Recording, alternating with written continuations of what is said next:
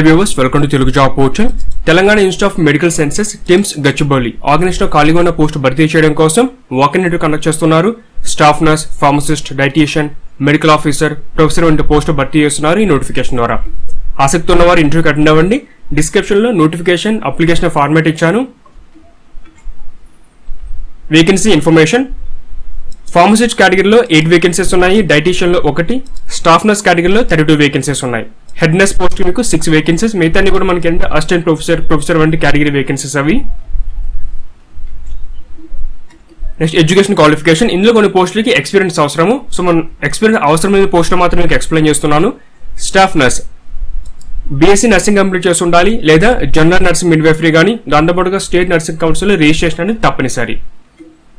Dietitian BSc degree కలిగి ఉండి ఒక 1 year డిప్లొమా కోర్స్ అంటే అప్లైడ్ న్యూట్రిషన్ అండ్ డైటెటిక్స్ లో మీరు కోర్స్ కంప్లీట్ చేస్తుంటే ఎలిజిబిలిటీ ఉంది.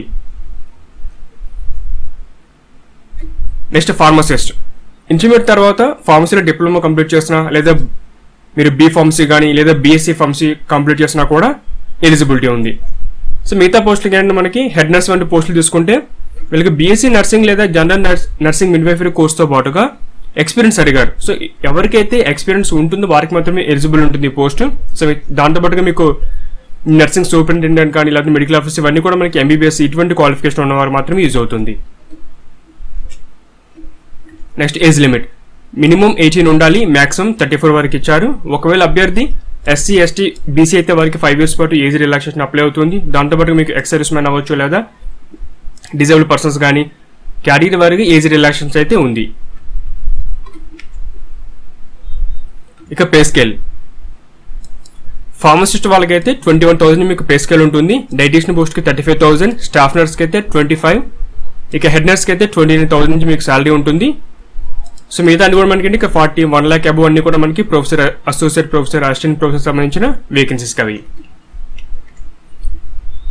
ఇక సెలక్షన్ ప్రాసెస్ ఏ విధంగా ఉంటుందో చూద్దాం. మీకు ఏమైతే ఎడ్యుకేషన్ మార్క్స్ వచ్చినాయో వాటిని బేస్ చేసుకుని ఈ సాక్షి అనేది ఉంటుంది. సో మీకున్న గ్రేడ్ ప్రకారం వాళ్ళకు కొంత పర్సంటేజ్ అనేది ఇవ్వడం జరుగుతుంది.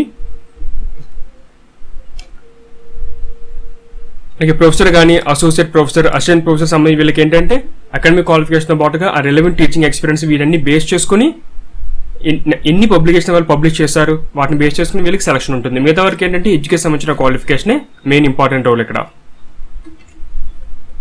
సో ఈ విధంగా అప్లై చేయాలి. మీకు ఇంపార్టెంట్ ఇన్స్ట్రక్షన్ చెప్పేసి నోటిఫికేషన్ ఇచ్చారు, ఏమేమి డాక్యుమెంట్స్ అటాచ్ చేయాలి. సో మనకి professor, associate professor, assistant professor అయితే ఏమేమి డాక్యుమెంట్స్ కావాలో లిస్ట్ అయితే ఉంది.